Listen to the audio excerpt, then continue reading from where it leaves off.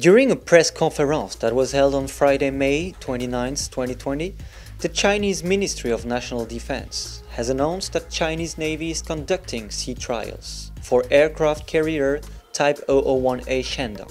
Recently, the warship left Dalian shipyard for military missions at sea. The training is to test the performance of weapons and equipment and improve the level of aircraft carrier training.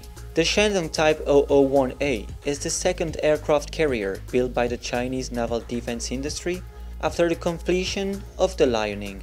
The Shandong is a modified version of the Liaoning design that incorporates some design improvements, including features that reportedly will permit it to embark and operate a larger air wing of 40 aircraft that includes 36 fighters.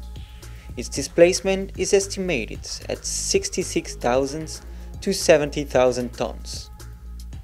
Well, keep in mind that Defense Web TV has more than 1,400 videos on its YouTube channel, so please don't forget to subscribe and hit the bell here under to be informed of the latest defense and security news.